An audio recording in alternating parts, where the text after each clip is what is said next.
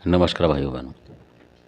आज का जो विषय है वो ये है कि कई बार आपने देखा होगा कि आपको बैठे बैठे चाहे आप भगत हैं, थोड़े बहुत जानते हैं पूजा पाठ घर की, तब भी आपकी आंखों से अचानक आंसू आते हैं।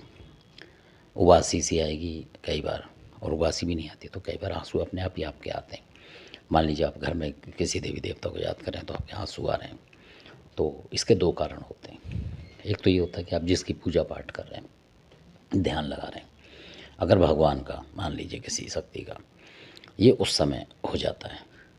अगर जैसे वैष्णो देवी वगैरह का करते हैं उस तरीके के भगवानों से भी होता है कई दफ़ा।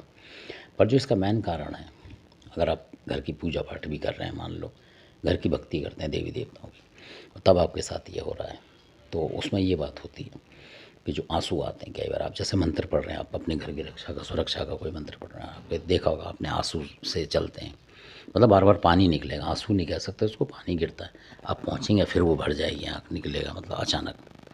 तो उसका कारण ये होता है कि क्या होता है कि उस समय किसी ने, हमारा जो घर का जो कोई ऐसा होता है कि जो अतृप्त तो आत्मा होती है, जो कुछ समय पहले एक्सपायर हो गया होता है, तो उसकी आत्मा भटकती होती है, मतलब कुछ उससे रह जाता है। मान लीजिए उसे किसी ने तंत्र विद्या से मार दिया, तो उसका मतलब ये होता है कि वो आपको बता रहा है कि भाई उसका भी कोई निवारण आप करें।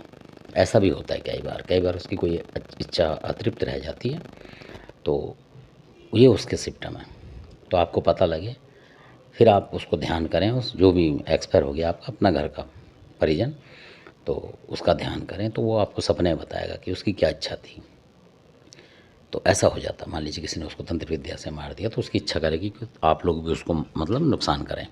कहने का मतलब ये इस तरीके, या कोई और रह गई बात बताती हैं फिर वो।